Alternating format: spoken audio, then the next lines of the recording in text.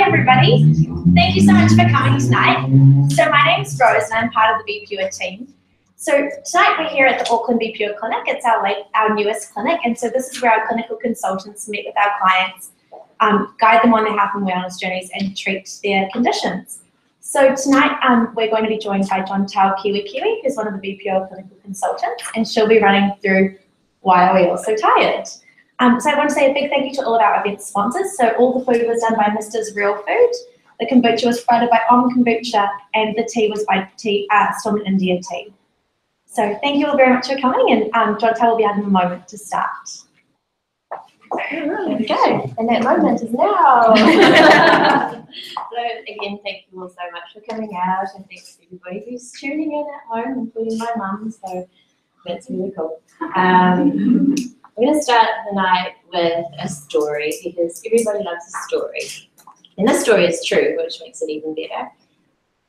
But about 6 years ago, I was living on the Great Barrier Reef and working as a dive instructor. So all of us staff decided that we'd go out and have a fun dive with no tourists. So that means we can, break all the rules and do whatever we want. So we take the boat out to this secret spot and dive straight in and head straight down to 40 meters. So for anyone who doesn't know about diving, at depth, there's this effect that you can have on your body with all the different gases that you're breathing called nitrogen narcosis. And it happens to some divers, and I happen to be one of them. And it gives you this massive feeling of elation and euphoria, and you just feel really connected with everything, and it's the most magical experience. So here I am at 40 meters on the bottom of the ocean, playing with the sand.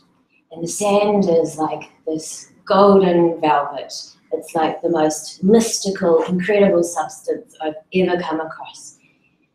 And then I hear this clanging, which is when you're underwater, how divers communicate with each other.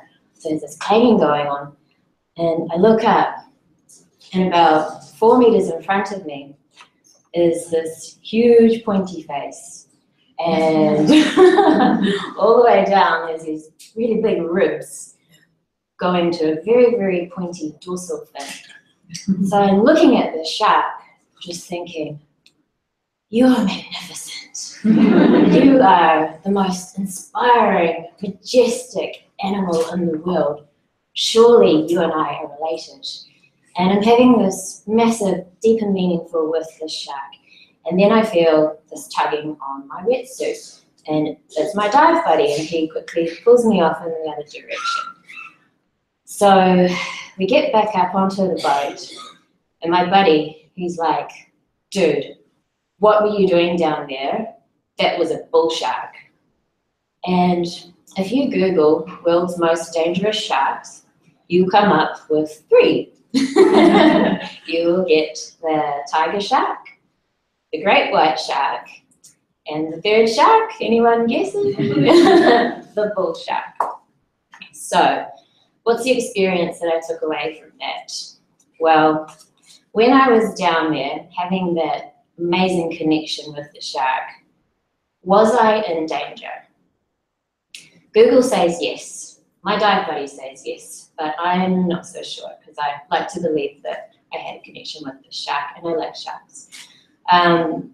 But more importantly than the danger was, did I perceive that I was in any danger? And absolutely not. I was connected, we were one, we were a singularity in the point of time, floating through the cosmos. So there was no stress there whatsoever. But my dive buddy, he perceived all the stress. His heart was beating 90 to the dozen. He was sweating bullets in his wetsuit. And out of the 2 of us, he's the one that had the most exciting dive. So my point to this story is that every single day in our lives, in this modern existence, and what I hope to achieve over the next hour is to give you guys some background and some tips as to how we can choose which diver we want to be and experience our life in that way. So first thing we're going to do is meet our adrenals. Adrenals Ad meaning on top, and renal being the kidneys. So our adrenals are glands that sit on top of our kidneys. They're about the size of a walnut, very roughly, and they're about as heavy as a grape.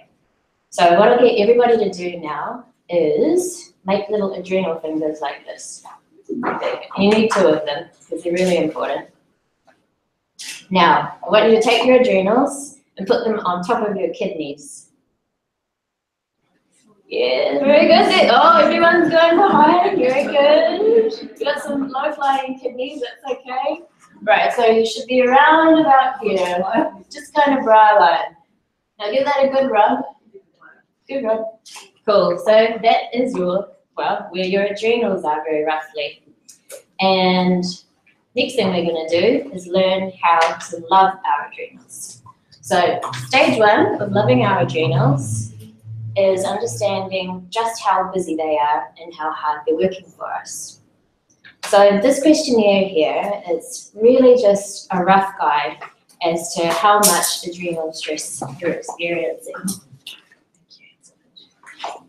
So if you answered 4 or under, then it's not many people I know, but if you did, then your energy is probably really good. I would imagine that you're socializing quite a lot. It's not too much of an effort for you to meet up with people or to get out of bed or to keep yourself going all through the day. But if your energy is, let's say, between a 4 or 5 and a 10, then you'd be more operating in peaks and troughs throughout the day. You might find it a little tricky getting out of bed, and you might get a bit fatigued after you do some exercise. Ultimately, you'd probably still be social, but you're more inclined to want to be home by about 10 o'clock every night. So you're what we call a part-time nana. And that's okay, because nanas are cool. And if you answered for yes for more than up to 15, 10 to 15, then chances are that your energy is quite flat most of the day. It'll be really difficult for you to get out of bed. You wouldn't be in a hurry to socialize ever.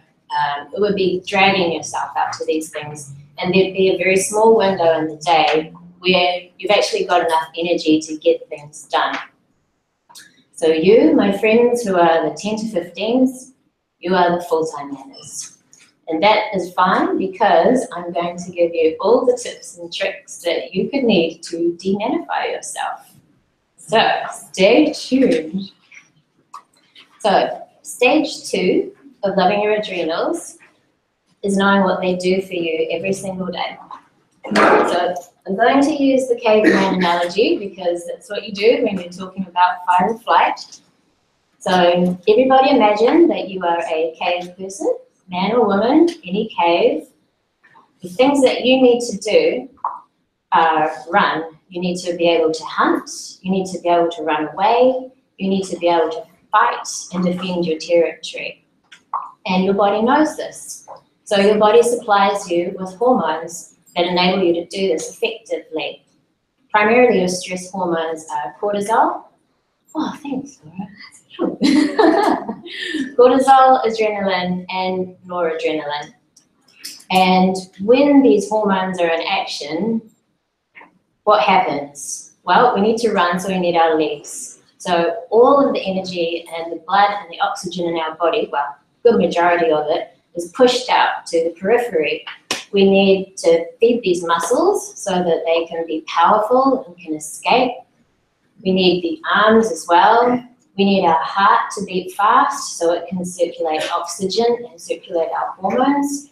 We need our lungs to be open so that we can breathe and take in a bigger capacity. But what we don't need at that time is our digestive function. So that pretty much shuts down while we're in fight or flight. We also don't really need our immunity because ultimately this fight or flight mode is not supposed to last for very long. However, in our modern day lives, we tend to exist in this fight or flight frequently, if not every day. So what we need to do now is have a look at the key functions that our adrenals perform. So if you flip over to the green adrenals, this is a really rough breakdown of what they do. So carbohydrate metabolism is basically breaking down carbohydrates and turning that into glucose, glucose being the fuel that your body uses. And cortisol does this in combination with insulin. They regulate that flow of glucose all through the body and then also regulate the uptake of that into our cells so our cells can use that to produce energy for us. So the upshot of that is eating carbs then converts to glucose, and that glucose, if it's not used, converts to fat. But we'll talk more about that later. Detoxification is another key function of the adrenals. So what happens in our body is all of us are exposed to a certain level of heavy metals and toxins, and our adrenals play a major role in helping to eliminate those from our system. But if our adrenal function is tired, then those heavy metals can build up and thus create another cycle of burden for them. So it ends up just kind of having this snowball effect and making the adrenals work a lot harder. Also, the kidneys help to eliminate urea, which is a protein, breakdown of protein from our livers. So our adrenal function is absolutely necessary for all our detoxification.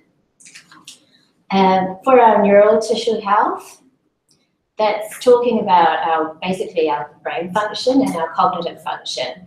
So to some degree, a level of cortisol in our body is beneficial and helpful, but it's when we exert that far too frequently or to too high a level that it takes away from that benefit.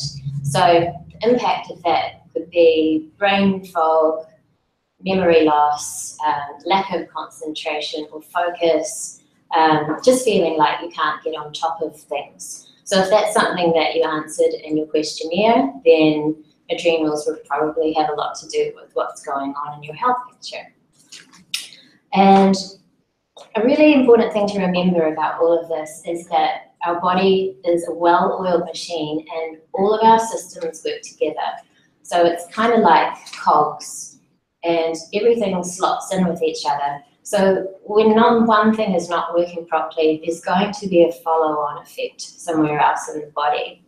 So endocrine function is a great example of this. And this is basically the pathways that our hormones use so that they can trigger responses somewhere else in the body. So for example, if cortisol is too high, then our thyroid function can be diminished because our thyroid hormones won't be produced properly.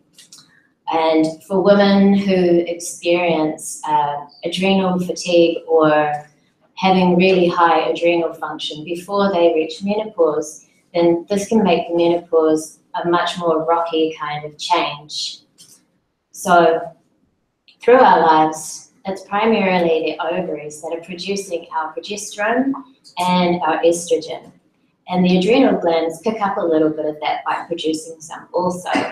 But as those ovaries decide to pack up shop, they send that responsibility straight to the adrenals. And if the adrenals are already working really, really hard to try and carry out their daily functions, then that production is going to be really low. So the best thing that you can do for preparing for menopause would be to nourish your adrenals and get on top of that. If you're in menopause or later, keep doing the same thing. Metabolism, so this is a word that everybody loves. Well, when we have a lot of cortisol in our system, it can actually break down proteins in our muscles so that we can then create energy from it.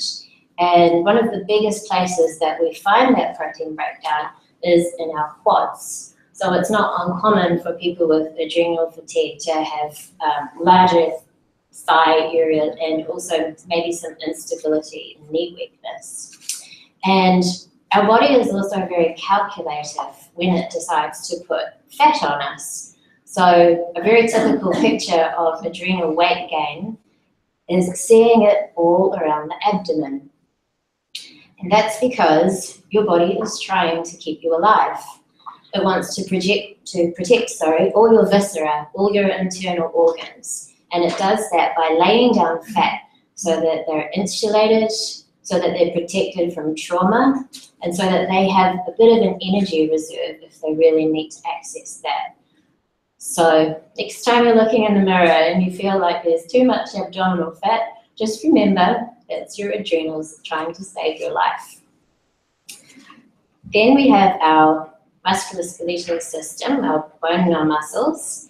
And if our adrenal function is really low, then what happens is it irritates the nerves that are connected to that gland. And we don't actually feel pain in our internal organs. However, we can feel pain or experience weakness in the muscles that are connected to those nerves, which is known as shared nerve innervation. So oftentimes with adrenal fatigue or with really tired adrenals, we'll see people with lower lumbar kind of pain and weakness. And maybe if you've been around the supermarket and you see that person who's kind of pushing the trolley but leaning on it the whole time, that could also be an indication of that muscle weakness there, and maybe that they're just a bit tired. And when it comes to inflammation modulation, well, this is pretty magic because cortisol, which gives us all that pep and get up and go, is able to convert to cortisone in the body. And cortisone is very, very powerful anti-inflammatory. So anyone who's used hydrocortisone will know that as well. If your cortisone is low, then you'll be experiencing some aches and pains. It's the best way to put it, muscular pains, muscular aches. And what's probably happening there is that your body is using that store of cortisone to make more and more cortisol because that's what you're asking it for. Also, if your cortisol is high, then your immune system is low. So it would make you more susceptible to colds and infections and general feeling of not being well. So if you answered that on your questionnaire, then yeah, another connection for you. So as we can see, this is a lot of functions for two little glands that are the size of walnuts. It's a lot for them to do. And those functions aren't, they're really important and they're actually key to our survival. So we really, really need to love our adrenal glands.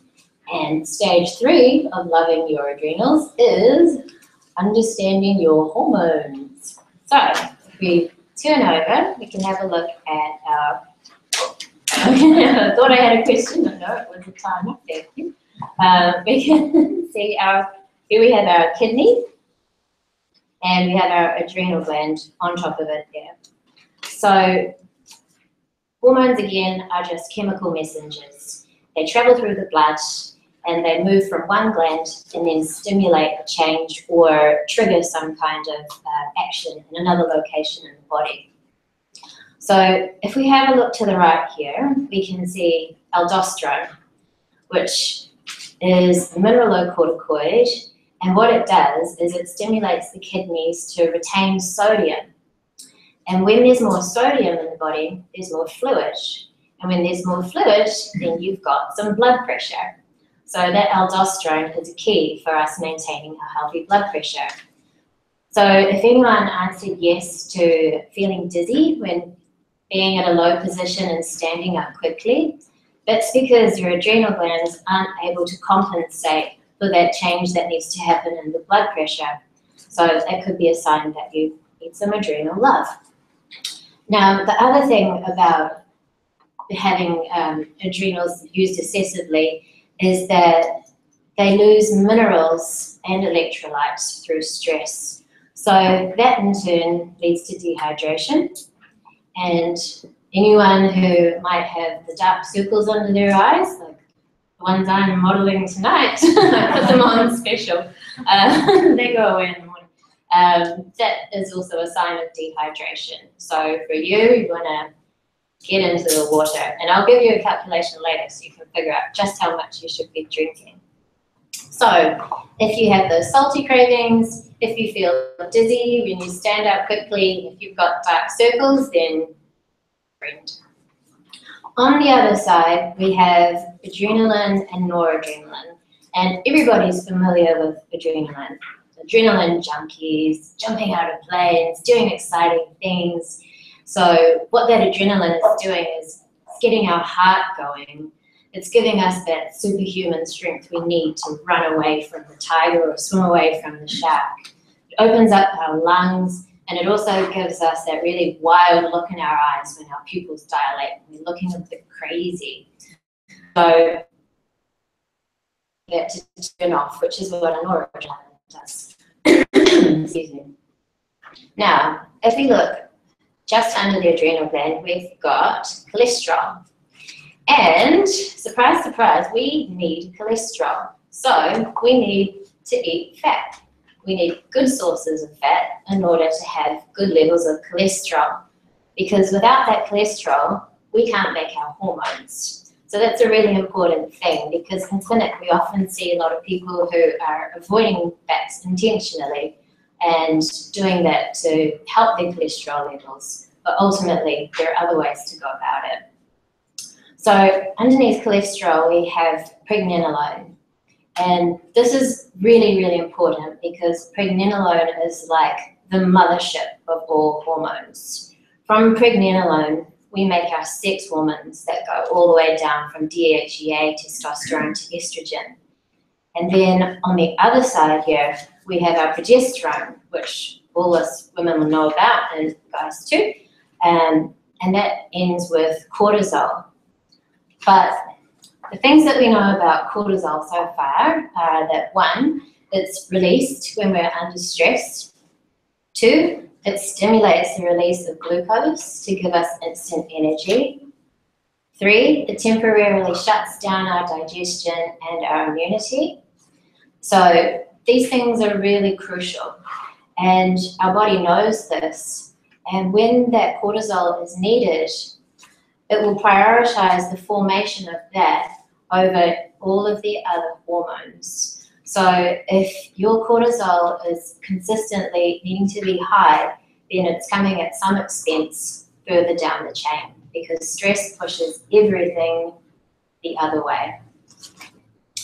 This is what is called the pregnenolone steal, and it's something that we talk with our clients a lot about in clinic, especially when it comes to hormonal imbalances or any infertility issues, miscarriages, dysmenorrhea or very heavy painful periods and clotting, thyroid issues. All of those have to do with cortisol being really high and other hormones not being produced.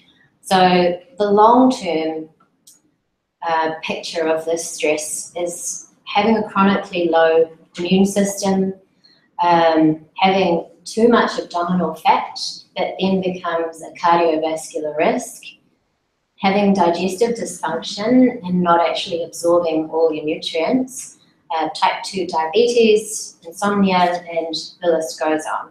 So most of us knew that about ongoing stress, but there you have it. So that's a lot about cortisol, but what should those levels actually look like?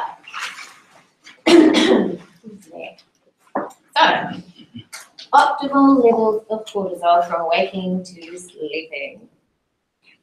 So on this chart, you can see that there are 2 main hormones that are involved when it comes to our sleep and our wake. Cortisol obviously stimulating that energy, and melatonin supporting our sleep. And you can see that those 2 kind of mirror each other. There's almost a little tango going on, so it's quite a precise cycle. So, who is hungry as soon as they wake up within about half an hour? Yep, very good, cool. Who gets hungry later on in the morning and prefers a late breakfast? Yep. So that is a really good indication of when your cortisol is starting to peak. So as we can see here, around about 6 a.m. is when our cortisol is climbing to have a bit of a peak up here around 9. And at that point, our melatonin is really low. So when we wake up, if our cortisol is at a good level, then we should start feeling hungry pretty soon afterwards. But if we're not hungry until later, that's just because our cortisol is taking a little bit longer to get there. If we have a look through the afternoon, it's a pretty steady decline down till 3 o'clock. So who here has sugar cravings around 3? Who here eats chocolate to make them go away? And who needs a coffee early in the afternoon to keep going? Yeah, exactly. So you can see there again that your cortisol has really dipped down. And on top of that, your melatonin is starting to make an appearance as well. So you're getting a pretty wicked combination of wind down. So as our body starts that wind down process, some people experience a second wind in the evening. Anyone get a second wind, 9, 10 at night? You're like, woo, I'm not going to bed, this is cool. Yeah. So while it might be kind of cool, in the morning it's not so cool. You can get things done, but at the price of feeling a bit tired when you wake up. So that can also really interfere with our sleep pattern too. And that can be onset, not being able to get to sleep within, say, half an hour, or it could be sleep maintenance that it interferes with waking up 1, 2, 3 times in the middle of the night. So there are a couple of things that can be the relationship between your melatonin levels being possibly too high, or your cortisol too high. Your melatonin could be quite low as well, which is entirely possible. But ultimately, there are things that some people do to stimulate that cortisol too late in the day for their cycle.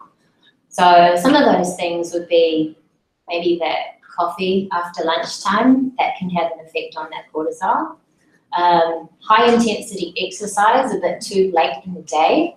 Again, when we exercise, we do put our body under stress, and you know, if it's a good level for you, then it's a good stress. But doing that too far in the night where your body's really trying to wind down, it's going to stimulate more cortisol production and keep your energy going when you might not want it to be. Social media. So there's a way that we stimulate ourselves at night. Sometimes for better, sometimes for worse. But ultimately, having that screen in front of us at nighttime is telling our bodies that we want to be awake, because we're putting an artificial light in front of our face, which is telling our eyes, oh yeah, we need more cortisol. So really, the most amazing thing you could do for yourself is keep those screens down. You know, give yourself 2-3 hours when you get home, or before you go to bed rather, when you're actually in a very low lit room and not doing anything too stimulating so that you don't peak your cortisol.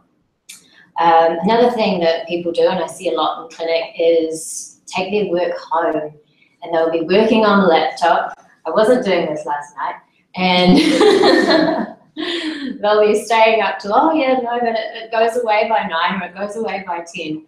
But ultimately, when we're in that work mode, we are creating a level of stress that is pumping up that cortisol as well.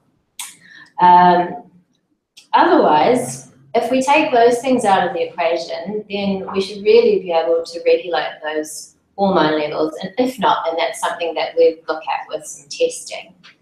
So beneath that, we have an example of a saliva cortisol test report. We do 2 different types of cortisol tests at Be Pure. The saliva gives us just the cortisol. So it's a really, really easy test to do. You take it home and you get samples from yourself at specific times of the day. And what it comes back with is a visual of, and a report as well, but it just gives you a degree of exhaustion, if you like, or a degree of energy that you might be experiencing. So if we look at John Doe's test here, we can see that across the board, his cortisol is looking pretty low. So he's what we would call adrenally exhausted. He's got probably a 2-hour window in the day in order to get his things done in time. He'd be waking up and not feel hungry and feel really exhausted. And if we look at his cortisol noon time picture, I think he's probably had a coffee there. So it's given him a little bit of a spike. But ultimately, we'd really like to see his levels more in the middle of the green range. So that way he'd be able to have energy that is maintained throughout the day and he wakes up with it to start. So this kind of test is great for anybody just looking for energy levels, cortisol levels. If we were to see those results on the other side of the scale, as in cortisol being really high, then that might indicate to us that your immune function is a bit fatigued and you're actually working really, really hard to fight off a pathogen or some kind of infection. So there's all sorts of information that you can glean from your cortisol test, not just about your sleep or your energy. Also, it can be really cool for shift workers so they can see how their patterns have changed from what the normal diurnal patterns would be. Okay, the next test that we'll have a look at is called the Dutch test, and it's not because it's from Holland. This is called the dried urine test of comprehensive hormones, and I had to write that down because I couldn't remember the comprehensive bit. There you go. So if we have a look at this, this is much more comprehensive than the cortisol test. So it gives us a measure of our melatonin, which is fantastic because if there's any trouble sleeping, then that would be a great indication if it's low. It also gives us our total DHEA production, which, as you saw before from the adrenal picture, DHEA is one of the hormones that we need to make sex hormones. So if that's looking quite low, then that could explain some hormonal imbalances that we might be having. At the bottom there, we've got the 24-hour free cortisol dial. And for this person here, her free cortisol is pretty much what we call on the floor. And for her, this would mean that she is completely fatigued. Then if we look across, we can see her 24-hour free cortisone, which is her storage version of cortisol. And as you can see there, she's got nothing there as well. So for this person with hardly any cortisone, I'd imagine that she's got some pretty severe aches and pains and inflammation in the body. And all of that cortisone is gone because she's using everything she has to make her cortisol to get her up in the morning. So as you can see, there's quite a lot of information that you can glean from this test. This test is attached to a full sex hormone test as well. So if you're only after the cortisol, then the saliva is for you, but if you want a really full picture of what's going on for your hormones, the Dutch is the one. Now, there's one more thing I'll point out on the Dutch, and that is this little picture here of our brain. And you can see the stress coming down and it hits our hypothalamus, then our pituitary, and then our adrenals. And this is known as the HPA axis. And basically this HPA axis is an information superhighway. So this is how our glands are informed of what stresses it is that they need to produce for. Now, under-secretion or over-secretion of hormones at any point on this axis can have a massive impact on our nervous system. So that's to do with the way we handle stress, and luckily there are things that we can do to support this. So what is it specifically in our lives that's overworking our adrenals and depleting our energy? So if we went around the room, we would have some pretty common stresses that we'd all identify. But ultimately, they can be broken down into emotional stresses, physical and physiological. So loss is actually one of the largest stresses in anybody's life, whether that be loss of a loved one or a house, a job, a pet. any type of loss takes a huge toll on the nervous system and on the adrenal function. Along with this, we have relationships that might be stressful, or finances, any of these things that have this kind of impact take a toll. Physical stresses can be illness, high intensity exercise that's not right for that person, or too much of it. Stimulants such as coffee or sugar or alcohol actually, which is a depressant. However, to the adrenal glands, it's a stimulant. So screen time and pollution, air, light, noise, all of these things will create stress for us. And physiological stresses would be poor gut health, so not absorbing your nutrients properly, not being able to utilize them in the body, having that nutrient deficiency in general, hormone imbalance, chemical and heavy metal exposure, which we all do experience with various chemicals that might be on our fruit and vegetables, or working with chemicals, walking outside on a beautiful day with the cars. So all of these things stimulate the fight or flight response in the body. So that stress, I guess the point is that stress doesn't need to be a perceived stress. It can actually be something that's happening just innately that you're not even really aware of anymore, but it is taking some kind of toll on the body. So that's all kind of doom and gloom, but what can we do about it? We could leave the city. We could put all the iPhones on Trade Me, maybe get a couple of bucks, or maybe we could buy another lotto ticket. We could. However, there are lots of things that are within our control so that we can change the situation. I'm just going to have a glass of water, so I think I'm going to have a coffee fit.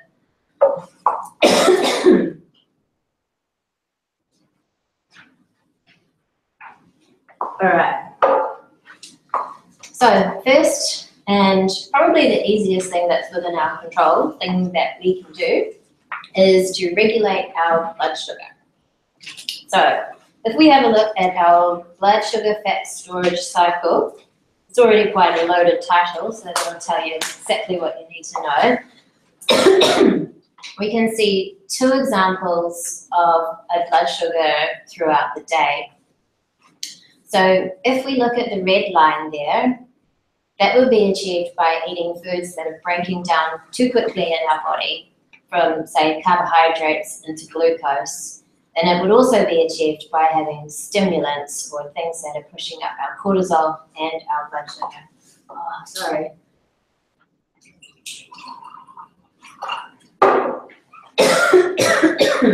It's not the cold coming on.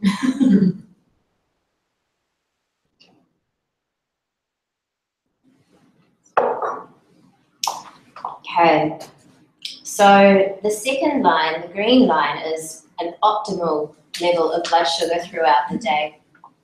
And this would be achieved by eating the foods that are right for you in the right proportions.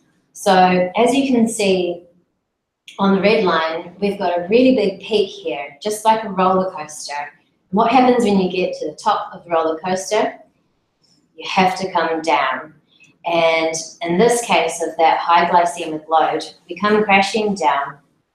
So we get to the top of our fat storage peak, and then when we hit the bottom, that's when our body decides that we need food right now and releases that cortisol and that adrenaline, and then triggers cravings. So for people who have a meal and then maybe 2 hours later are really hungry, and that hunger turns into hangry, and you've just got to eat right now, and you start feeling really emotional and everybody else needs to get out of the way, this is probably the picture that's happening for you. So what we want to do is even that out for you. We want you to have a meal that keeps you satisfied for 3 or 4 hours. You can have snacks as well, but ultimately your meals should be doing it for you. So this is imperative, and as you can see, getting that blood sugar right throughout the day affects your well-being, it affects your energy, it affects your stress levels, and it also affects how you live your life, whether you have the energy to do the things that you want to do and be the person that you are. So, other things that we can do. We have supportive foods that we can give our adrenal glands, and I'm going to go through a list of them for you now. So leafy greens are fantastic. They're great for our fibre, great for our magnesium, and antioxidant status as well. So at Be Pure, we like to tell people that your diet is primarily vegetarian based with some meat as well. So if we were to draw a plate for you, then I would say half that plate, and that side is green. So that seems to be a really good balance for most people. We also need quality fats in our life. We need to make cholesterol. And quality fats I'm talking about are, say, coconut, extra virgin olive oil, omega-3 fish oils and flax oils, anything that has been through the least amount of processing. Because when we start to lose the nutrition and fats is when they've been processed and when they become damaged. So when we're cooking with fats as well, it's something that we need to be aware of, that we're not actually damaging them and not cooking them for too long. Meats, organic grass-fed meats, of course, would be the most amazing. It's something to aim for. And something I always tell my clients is that with meat, you know, it's precious, and we should treat it like it's precious. It was once living, and now that nutrition is being passed on to us. So we don't necessarily need to have those massive portions of meat that a lot of Kiwis grew up with on their plate. It was big mince on toast, and it seemed like meat was half the meal. But when you're eating a really good quality something, I think there doesn't need to be as much of it, and make sure that you really enjoy it and feel that assimilating with your body. Seaweed, it's fantastic. It's a great source of iodine. So we can get, those little flakes that come in natural sea salt. That's quite nice. You also get those little nori crisp kind of wafers or sushi. So any seaweed that you can include in your life would be fantastic. You can pop it in soups, sprinkle it on something to make it crunchy. Brazil nuts for selenium. So we usually say about 3 Brazil nuts a day. Of course, it's going to depend on the size of your nuts and where they were grown as to how much selenium they have in them. But yeah, rough rule of thumb, 3 Brazil nuts a day. Natural sea salt is a great thing to include. Apple cider vinegar, again, fantastic, comes up on top 10 list for so many people out there blogging, and for good reason.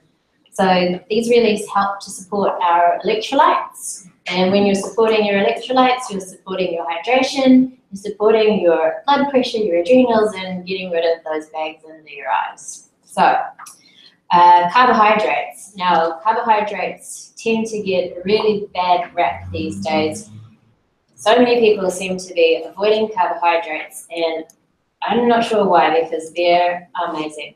Carbohydrates taste great. They're an amazing source of energy. They break down really quickly and give us, our body, that fuel that we need. But there is definitely a hierarchy of carbohydrates. So top kind of hierarchy, we would have our leafy greens. Further down, we would have things like our starchy carbs, like our kumara, our pumpkin, brown rice, quinoa, all those types of things, oats, corn, fruit. And then right at the bottom of that hierarchy, we've got processed foods, sadly potatoes. Not to say you can't have potatoes, but everything in moderation. And pairing it up with some other proteins and leafy greens would be a good idea as well. Then we've got at the bottom of the list again, sugars, anything that's really refined or comes in a packet that's a carbohydrate. That would be right at the bottom of the list, because all those things are going to work to spike that blood sugar and give you that big red line roller coaster ride throughout the day that you really don't need. And another thing that Ben likes to say that I think is awesome is that if this is your picture, and if you can't manage to even out that blood sugar throughout the day and even out those hormones throughout the day, then how are you going to do that over 28 days? So it's like a micro of a macro, things that you do on a daily basis impacting basically the rest of your life. Supportive nutrients for the adrenal glands, I would say magnesium, zinc, iodine, B vitamins, vitamin D, selenium, again, those Brazil nuts, and vitamin C is also really incredible. Vitamin C helps our body to restore cells, and when we've got organs that are tired and need some regenerating, then vitamin C is fantastic, and we actually have it in a pack with the adrenal regenerator because they go so well together. So supplement-wise, what can you do to support your adrenals? Well, we have the adrenal regenerator, which is actually a dried adrenal gland product, and that basically gives your adrenals the right nutrition so that they can help rebuild and repair. CoQ10 is another great one for energy. Thank you, Ruby. And Be Pure 1, which is a multivitamin as well. So having a great multi is part of my everyday, and I know when I don't have it. And also omega-3 oils are absolutely necessary for that anti-inflammatory effect all throughout the body. So another really important thing that we can do is support our detoxification. And the easiest way we can do that is by drinking the right amount of water. So ideally, we'd love to be able to drink structured water, but filtered, mineralized water is fantastic. So I'm going to give you a calculation, and what it is 0.033, and you multiply that by your body weight in kilos, and that will give you the ideal amount of water that you need to drink in order to hydrate your body and to clear out the toxins as well. So have a little play with that, and then aim to drink that every day. Now, there are these magical things called herbs, and they are incredible. So there's a specific branch of herbs called adaptogens, and adaptogens work on that HPA axis and basically enable us to deal with stress a little more easily, and they promote a resistance to the negative effects of that physiological stress on the body. So some really incredible adaptogens that we can have are withania, licorice, holy basil. You can get holy basil in tea, Tulsi tea, and it's pretty delicious. It's even more delicious when you know that it's doing something good for you. Rhodiola, schizandra, Siberian and American ginsengs. You can buy a lot of these loose leaf at organic shops as well. And the basic recipe is 1 teaspoon of dried leaf for 250 mils of water, steep for 10 minutes, boil water, and then you have your magical healing tea. So that was easy. Now, some other really cool herbs that we can use to support our system would be carminatives, like lemon balm or chamomile or ginger. And carminatives help to take down anxiety.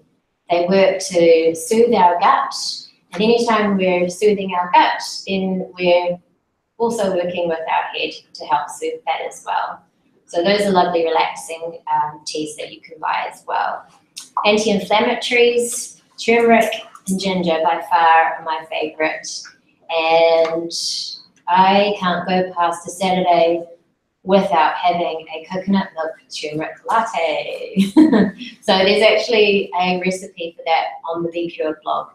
And I hear that more places in town are actually making them, which is fantastic. So now all my clients, I say, on the coffee, go have a turmeric latte, and they're like, okay, and now they really like them. So yay for turmeric lattes.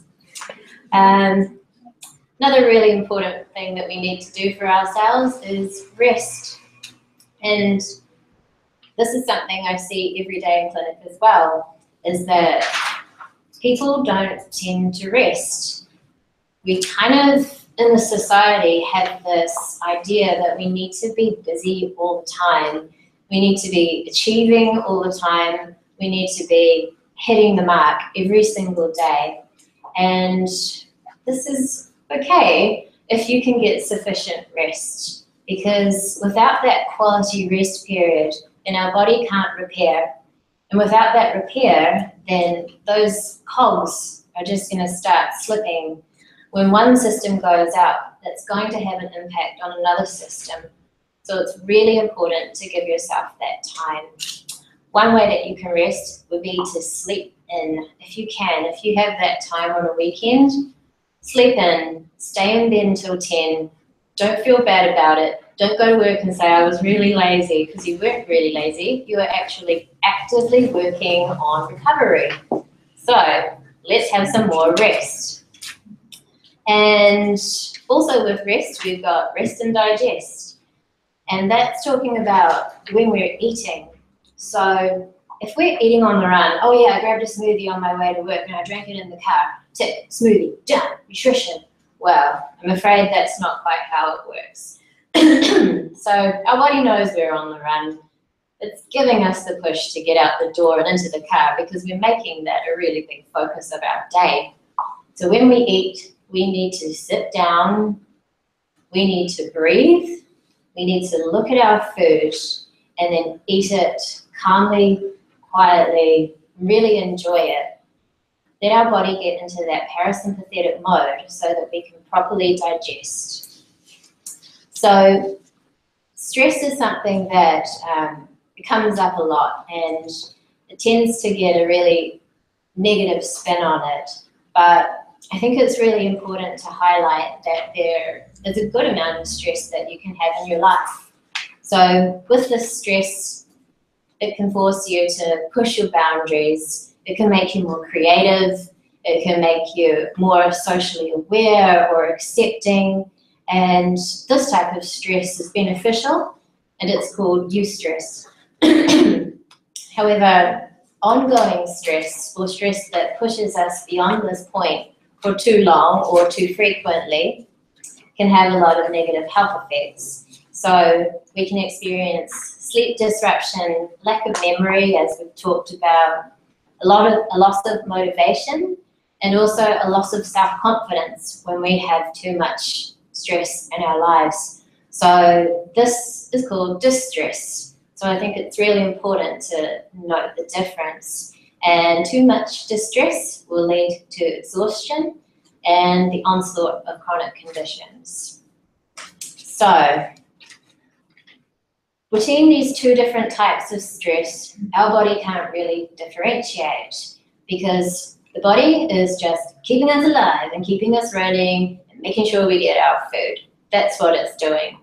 So how can it be that we can have a beneficial type of stress?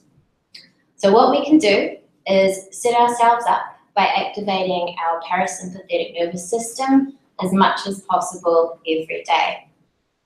So the parasympathetic nervous system, if you've probably made it to the last page already, we've got two divisions in our nervous system. Parasympathetic, which is your rest and digest, and then your sympathetic, which is your fight or flight. So if we have a look at these, we can see that all these things down the sympathetic division in excess, not to say that any single one of them, but in excess can create this cortisol rising in our body. And ultimately, that's going to be overstimulating and draining if it's not in the right proportions. So one that I really want to point out there is high intensity exercise. So many people who say, oh yeah, I went to the gym and I did this, and then I do CrossFit on Saturdays, and then I go to a pump class and I do this and this. So yeah, I'm going, wow, that's about 6, 7, 8 hours of really high intensity exercise every week. And no wonder your adrenals are not happy, because people are, again, feeling like they need to do more, need to accomplish more. If I don't do that, I'm lazy, I'm not doing enough. So high intensity exercise, if you really like it, that's great, if it makes you feel good. But if you're exhausted after it, and if you're not giving yourself a 72-hour rest period between the next session, then you're not repairing. For anyone with adrenal stress or exhaustion, the kind of exercise that you want to do is just enough cardio to where, or just enough of a workout to where you can hold a conversation with somebody next to you. And if after that you're still feeling good, then you've done the perfect amount of exercise.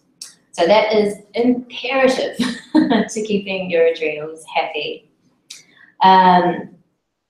Also, we've talked about our screen time, early starts, so getting up before that cortisol starts rising. If you need to do it, you need to do it. But if you don't, and you can sleep till 6 or 6:30 or 7, then do that. That'd just be great to add that extra time.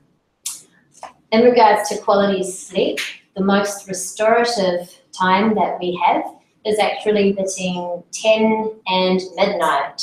So that means bed at 9:30, asleep by 10. And if you can do that, maybe even 1 or 2 nights a week, then you'll be giving your body much more of a head start to be able to repair and produce everything that it needs to for you. So one of our clinicians mentioned this to me in regards to parents who, you know, they get the kids in bed and they've been go all day, and then they've got this time like 8:30 to 11, and it's their time, and they want to, you know, do all their cool stuff in that time. And she said, you know, maybe get the message across to them that going to bed at 9:30 is your treat, and that's what you're giving yourself. You're giving yourself the opportunity to heal and set yourself up for good energy. So if there's anyone out there, I'm all about lots of personal time, but 9:30 is the goal, and it's not hard to do once you get into it. It's just a matter of prioritizing it, if that works for you. A really good exercise that you can do for taking down your cortisol at night, if you feel like you're getting a bit of a second wind and you want to set yourself up for bed, it's an exercise called legs up the wall, and I won't demonstrate it, sadly. But basically, you get your bum up, you sit up against the wall, and then you swivel sideways, and you lay flat down, and then you have your legs literally against the wall. As close as you can get them is fine. There are no prizes for having perfect posture in this move. So what that does is it tells your hypothalamus to tell your pituitary that you are in a position where you do not need to run. You don't need to do anything. So that actually switches off the production of cortisol in your body. So we say 15 minutes for legs up the wall for anybody who feels stressed or feels like they're too wound up or wants to try and go to bed or can't get to sleep. So give that one a go. Another really important and easy thing that you can do for yourself is deep belly breathing. So this exercise is one that I learned at yoga, and it's called box breathing. And what you do is you breathe in for 5, then you hold for 5, breathe out for 5, and hold for 5. So box breathing. And the beauty of this is that it stimulates that vagus nerve. And when that is stimulated, that activates your parasympathetic nervous system.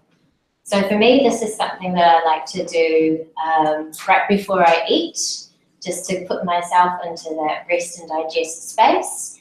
And also first thing when I wake up as well. Sit up in bed, just do some gentle box breathing and set myself up right for the day. So, when you're out swimming and you're confronted by all your sharks, what we could do, instead of freaking out and getting stressed about it, is we could acknowledge them. We could even maybe thank them for showing up and recognize that we're learning something from that experience. And maybe by approaching your stresses from a more parasympathetic way, you can even learn to choose the experience that you have in the great ocean of life. Thank you.